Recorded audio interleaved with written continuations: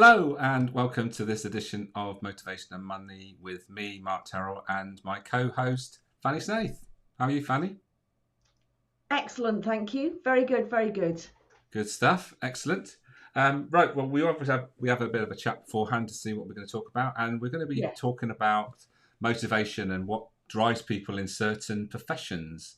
So we're going to deep dive into that in a little while. Before we do that, Fanny, what have you been up to in the last week or so? Anything exciting?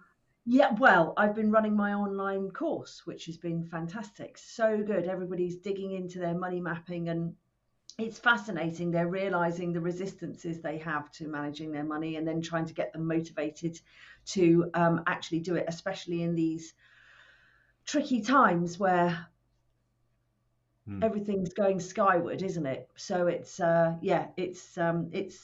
it's hard for some of them. They're finding it really hard. Others are able to jump on the wagon and just start getting right into them creating their money map, which is my word for a budget. But isn't it fascinating how our brains play tricks on ourselves and tell us how good we're going to be and how not good we're going to be, and that we don't want to look at, especially when we're looking at something that we don't really want to look at because we know we're probably not going to see what we want to see, or we know it's not all going to work out.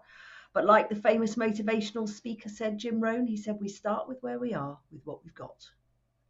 Indeed. Very good. Well, glad to hear that's going well. The other thing I've been doing, one thing else I've been doing, which might interest me, I've been applying for student finance. So good old student finance. I went on to apply for, you have to jump through about 8 million hoops. They've tried to make it easy, but bearing in mind that I'm supposed to be quite good at these things, I did wonder last night how I was able to apply for a loan which was supposed to be for my daughter, but actually ended up being for me. Oh dear. Okay. Yeah. Right. So you've got a student loan now, have you? Well, I have cancelled it and it's okay. But yes, I did actually apply for a student loan for me to go to study law in September, which I'm not going to do. Wow. Yeah.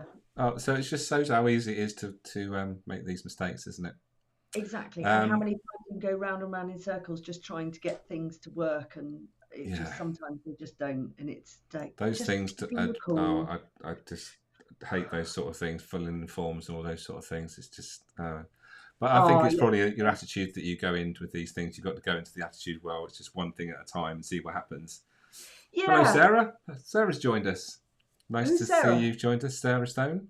She's motivational map practitioner and does some great stuff with that. So well, let's dive into it then, because then we can talk about So we're going to be talking about motivation today, Sarah, and particularly what motivates people, particularly in certain professions. So I'm going to share with you some data that I've driven. So the data comes from this book, Mapping Motivation for Coaching, which I'm sure Sarah's got, and it's one of the things that I refer to quite often. And I thought it would be interesting to talk about what drives people in certain professions. So just to give you I'll just break down some of the data, what we've got here, first of all. So you'll see there's sectors down on the left-hand side, firstly. And then we look at the top 3 motivators for these sectors. So what's interesting, first of all, is every single one of them has search a motivator as their number 1. So their most important thing that they want to do is make sure they're doing something worthwhile and meaningful. So that's something to remember. If you are employing people, working with people, leading people, think about what implication that has for those people that come to work and want to do something that is meaningful and purposeful. So hang on a second. Let's just do a little bit of a rollback here. Yeah. So for people who haven't listened before, this mapping motivation is a quiz. Yes, it's a diagnostic, or whatever you want to call it. Basically, it identifies what motivates you. That's the key thing. And how many questions do people answer? Well, there is a number of questions, about 30 odd, I think. What essentially it does, it puts in order the motivators. So there are 9 motivators. 9 motivators. So we need to find out which ones are most important to us. So essentially that's what motivational map does. Right. So once you do that, Anybody can do this thing with you? They can, yeah, they need to contact me. It's not something you can find on the internet, but get in touch if you want to find out what motivates you. And you'll be finding out shortly what motivates you, won't you, surely? I will. No, seriously, I will. Thank you for bringing back on track. So I got because ahead of myself there. Exactly. People sort of think, what are you talking about? What are we talking about exactly? So I'm talking about a process called motivational maps, which identifies our top motivators. And then what we can do is then make conscious decisions around what we want from our work, make sure that we're doing things that actually fulfill those motivators. So back to where I was. So as I've just explained, that all these, how many have we got? 2, 4, 6, 8, 10, 11 sectors of employment. Every single one of them, when we put all the data together, the most important motivator is searcher. So searcher is the drive for meaning and making a difference, doing something that's worthwhile and purposeful. So as I said, it's important to remember that if you are leading a team, understanding, and as Sarah has mentioned as well, another detail that's important, it only takes about 10 minutes to complete a motivational map. There you go. Thank you, Sarah. Good job. Sarah's here. So what we're going to do is look at these 11 sectors and what's the implications if these are the top motivators in that sector. What does that mean for if we were selling to that sector, or we were employing someone, or we want to go and work into that sector? Maybe these are the things that are going to help us to be more accepted and actually get better results. Yeah. Yeah, it's interesting, isn't it? Because looking down that list, I mean, I'm not quite sure who they were talking to in construction or accounting, but it's interesting. I wouldn't, if you were to ask me, what do you think would be the motivators? I wouldn't have put banking and accounting as searchers. Would you? So, but what it says is that on a personal level, people want to do something that they feel that is meaningful and purposeful. Now, these people have chosen to take a map, so these aren't people that have been told to do it in most cases. I think so.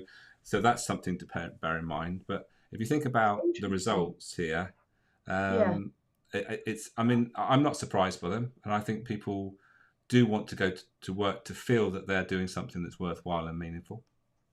That's what I tend to find, especially if they're running their own business. But okay. So let's just analyse one of these sectors and see what it comes out with. With my sort of head on with being a motivational maps practitioner, and your questioning, thinking about, well, what does this actually mean, and being the person that hasn't got that. I'm going to be the spanner. I'm going to be the spanner in the works. Yeah, that's a good role to play. Yes, the devil's advocate to whatever you want to say. Yeah. So you picked out construction. So construction, number 1, searcher, number 2, expert, and number 3, defender, which is interesting. Yeah. So what does that mean? It means number 1, most important, is doing something worthwhile and meaningful. They feel they're making a difference. Secondly, expert means that they want to do something that they have a specialism in, that they've seen as that they have a specialist knowledge around something. So that sort of fits in with construction, because you don't go into construction to do everything. You have to have a specialism in most cases, don't absolutely. you? Yeah.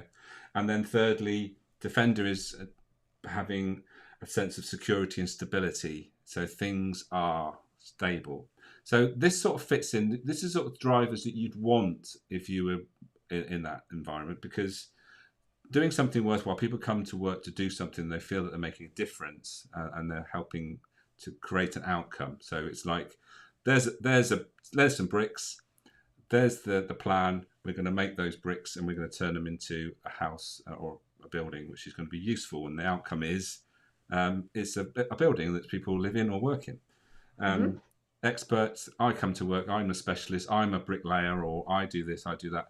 So that makes sense. And then defender is, well, we want to do things meticulous, make sure we get things right. So you'd want those 3 motivations to be there, wouldn't you? Yeah, and that's exactly the same for the education management. Yeah. And the government admin.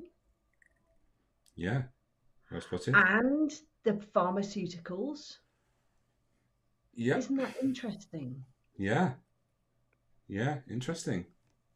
So, okay, so what do I now do with that information? If I was, let's say I was marketing person. Yes. And I wanted to go and talk to construction companies. Yes. About signing up to my something or other. What do we think? My service. Yeah. Yeah, my service of, I don't know, whatever it is. Mm. Well, how do I use that information to help me? So first of all, you want to talk about it in a way that this is going to really help you make more of a difference. Firstly, right. Yeah. So this is going to make a difference by. This is going to help you make more of a difference by that sort of language. If it's a specialist thing, then you can say this will make you more specialist. You will have this. Not every construction company has got this. This is something new. It's been tested, and this is what the outcome that we get from it. Or what about if you were to, on that one, could you also go in with the fact of going, look, you're an expert in what you do. The last thing you want to have to do is start worrying about this, because you need to be focusing on what you do, not on this. So let us do this bit for you. Yeah.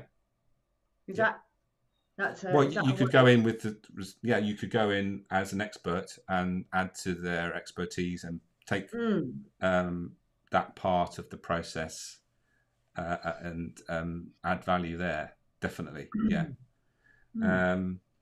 But what you need to do is make sure that you give the message that this is not something that you just suddenly dreamt up overnight. It's something that's proven, and we're not risking too much here. So you don't want to be, so that's the language you want to be talking about. So you sort of it's a great example when you talk about marketing. This is a great tool to think about how you market to a sector that is driven by these things. Yeah. Yeah. That's really interesting. And then what about was the defender bit you were saying about it's not something that's out of the traps? Well, defender is driven. So someone that's driven by the defender motivator wants to know that things are proven, stable, secure, right? Not too risky. Yeah.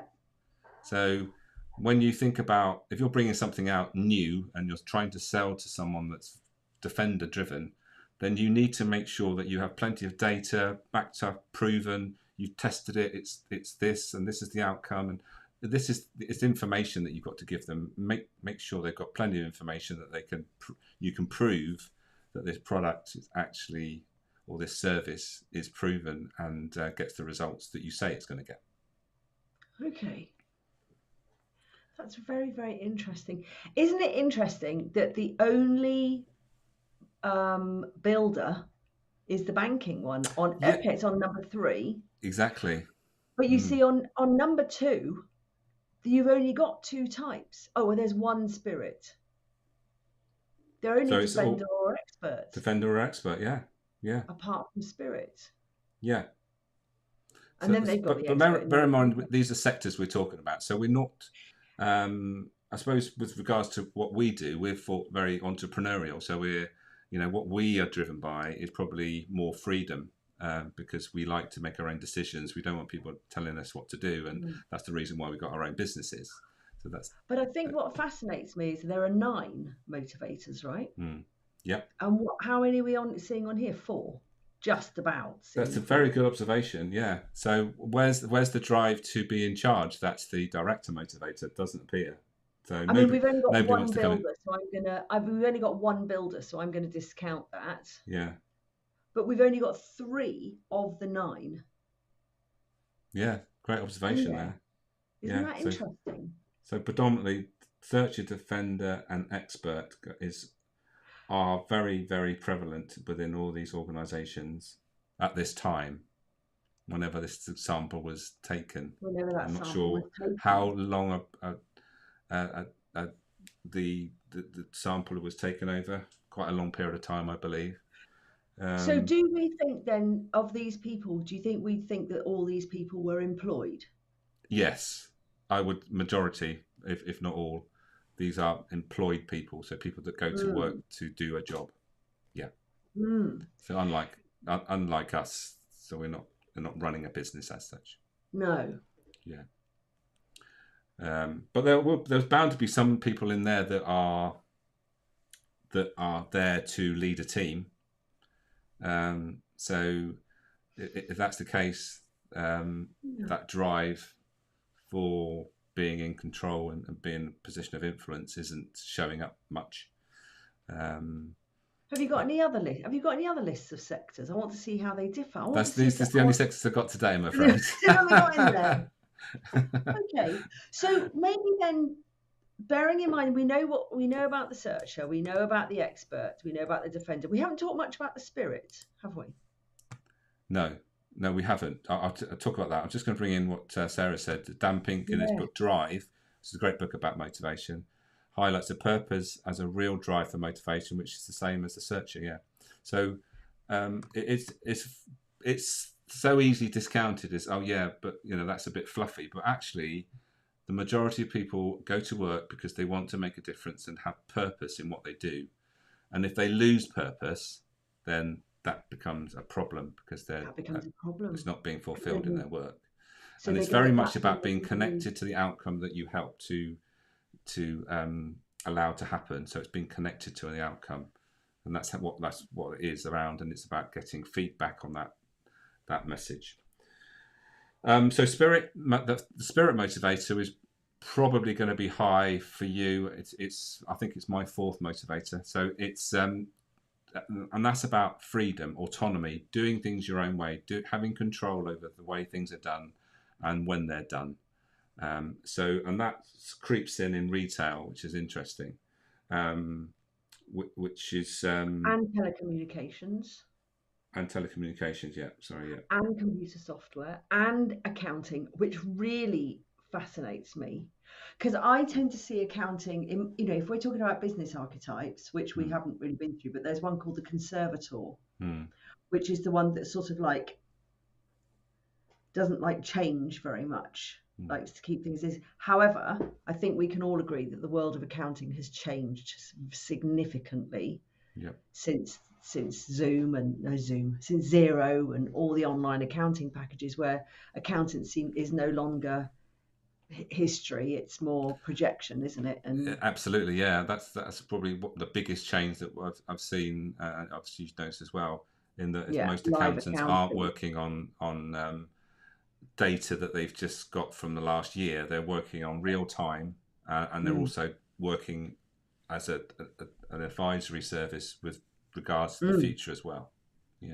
Certainly a lot more. And for those accountants who are still wanting to have a plastic bag full of receipts dumped on their desk on April 30th or whenever it is, whenever it might be, or actually December the 15th, before right up near the deadline, and then work through it.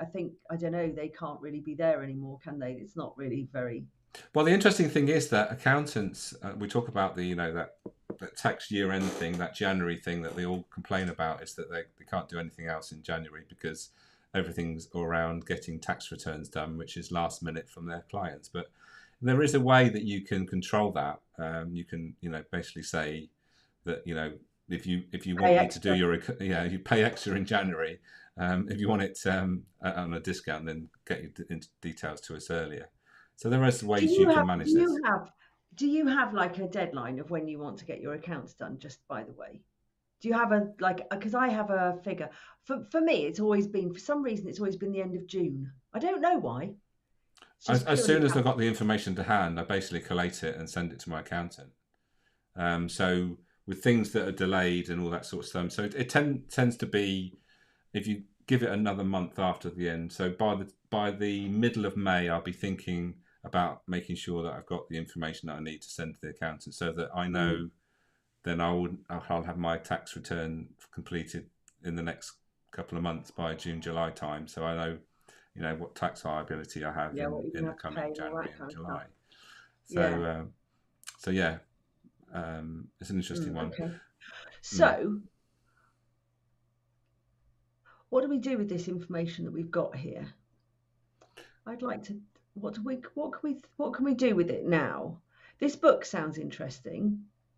Yeah, available from Amazon or always. Yes, it is indeed. Mapping Motivation. I'm sure you've got an affiliate. Written by James Sale, who was the creator of Motivational Maps, and Bevis Moynihan, who is a senior motivational maps practitioner, and he's a coach to train the coaches sort of person. So he trains coaches to use all sorts of things with NLP and motivational maps and stuff. Oh, interesting. Yeah. Interesting. So what my initial thing is, we have all these frameworks, right? So we've talked about Chinese energy before. I'm quite high in metal energy. And one of the questions of people in metal energy go, well, how can we make it better, or what's missing? So I'm sort of thinking, well, if we've got these three, what are these people missing? What are they, if by just having those as their top three, what does that mean? Well, these are the things that drive them at work. So if these are the things that are driven at work, so they've got to make sure those things are fulfilled. But obviously we've talked about that there are 9, and there's only the top 3. So there's 6 others. But what crops up in every motivational map is it tells you what your top 3 is, and we focus on that. But we also visit the lowest motivator, which we haven't got available for this sample, which is maybe for another day. Why do you do that? So the lowest motivator can often be an interesting insight into the thing that you pay least attention to. Okay, so if you think about 9 motivations, you can't fulfill them all the time, and you can't be taking action around all 9 all the time. So the top 3 are where you take in most of your action, your focus is there. The thing that is the least important to you could well be your Achilles heel. So for me, my lowest motivator has always been the director. So the thing I least want to do is be in a position of responsibility and managing people. I can teach people to do it, and I can do it if I want to, and if I need to, I will do it. But the key is to remember that if there's something that you don't really want to do, it's not a problem in the short term, but if you have to do it for the long term, it can become a problem if you're spending most of your time doing something that you're least motivated by. Hence the reluctant leader. Hence the reluctant leader, indeed. Yes. But it's not only management and responsibility that you can be reluctant to with regards to leadership. You could be reluctant because you like certainty. If you're going into a position of leadership, there's not an awful lot of certainty in that role. So that could be the reluctance around stepping up. Or you might have the star motivator, which is about recognition and social esteem as your lowest motivator. And that could be your Achilles heel, in that you don't want to step into the limelight because, when you're in a leadership position, you'll tend to be in the limelight. Yeah. So there's lots of different reluctances. That's the thing. It's not just about being in charge. It's about other things that will stop you taking the lead, because we all need to take the lead and show the way. And that's what you do with your money stuff. And that's what I do with my, the motivation and leadership stuff, is showing people the way and getting obstacles out of our way as well. So it's not about saying that you must change the way that you get energy from your work. You've got to bear in mind what you get energy from and realize that there are things that you don't get energy from, but there might be things that you have to do. You just have to accept them and don't make it your biggest part of your role. And can you change? Yes, you can change. You can do, because it's all about feeling. It's about how you feel about these things. And that's what's so fascinating about motivation is it's only a feeling. It's about how you feel about something and how you perceive something. So there's no good or bad motivator. It's not. You can't say one is good and one is bad. It's just that in context, you've got to think, well, what role am I playing? What is it? What am I trying to do here? Whether it's in business or your role or whatever it is. Think about the things that you need to be driven by to get the best from that role. And if your top 3 motivators are almost in the opposite alignment to what you need to do, then you're probably having a tough time of it, because you're not doomed. You're doomed. Well, you could say doomed or whatever it is. You're heading in a different direction to the role that you're trying to. So if you are, I'm trying to think of something off. If you're driven by you want to do something purposeful, but all you seem to do every day is just do something that just generates income for the organisation. It can become demoralising, and you're not feeling that what you're doing is purposeful, and so it becomes draining.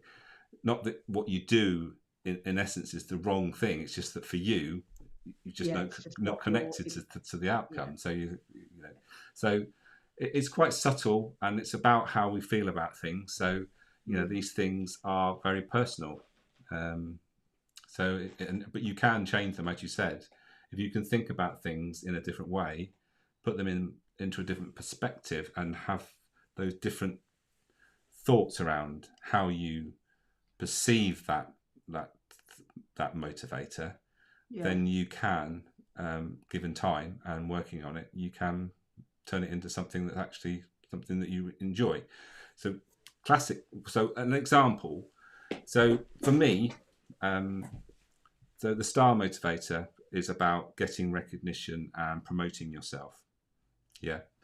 So that is not one of my top motivators, but I make myself do it because it allows my top motivators to be fulfilled. So if I promote myself more, get in front of more people, then I can make more of a difference, share more expertise, and be more creative. That's the key. So it's that struck a chord with me. So it's like, if I'm working with somebody who's not managing their money, and it's not that they don't have the ability to manage their money, most people in right mind have of sound mind have all the abilities to manage their money, but for whatever reason they don't. Yeah. So if I might then look at their list of values, and if wealth isn't in their top 5, top 10, or even top 5 values, if it's not in your top 5 values, the chances are you're not going to be wealthy. But they want to be wealthy. They go, but I want to be wealthy. I want to have a big house. So then what you have to do is you have to start reframing it so that you can link what your top values are to money, because the chances are, they are going to be linked to money. I want to go on nice holidays. I want to travel. Well, it costs money. If I want to live in a big house, I want to have 15 dogs. That costs money. So you link everything to that. That's the similar sort of thing, right? Very much so, yeah. And it's that dilemma when people work for a charity. So they're probably driven by purpose, doing something meaningful, but their drive for money is low down. But what they've got to realise is that charity can do far more good if there's a good income stream and there's money coming in. So there is a good culture around income, generating income. Because if there's not, then that charity is always going to struggle, because they're never going to have the funds to be able to do what they want to do. Yeah.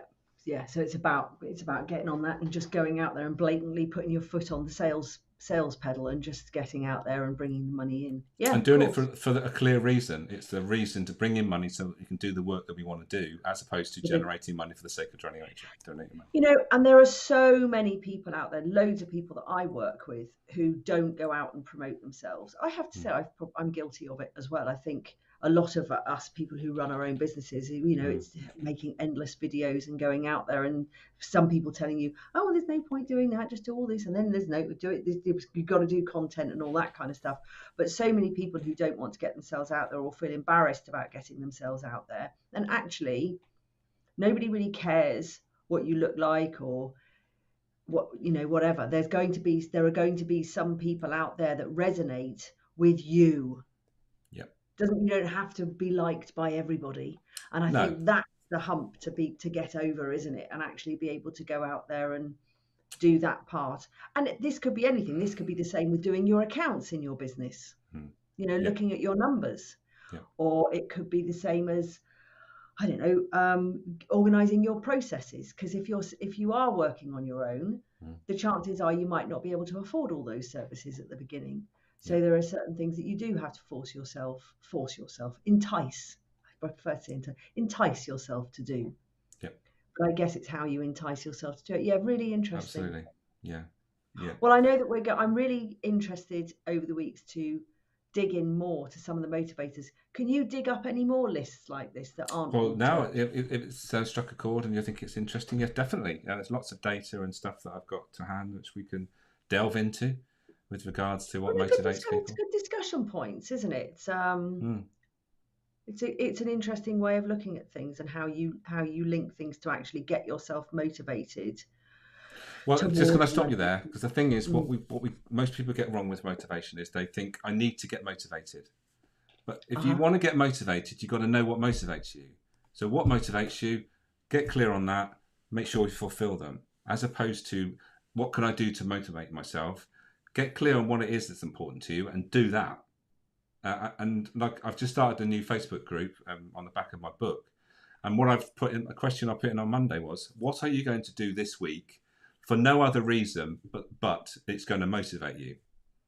And that's the mentality you've got to do, because it's about looking after your health. It's like looking after your mental health, your physical health. You've got to keep doing things to promote it and make sure it's in a good place. And motivation is like that. You've got to focus on it. I think, right, okay, what is it that I'm motivated by? And what am I doing this week that's going to fulfill them? Yeah. Sounds like a good question to sort of begin tying this up. Yeah. So there we are. So yes, we run out of time again. Thank you for thank you for Sarah for joining us. Yeah.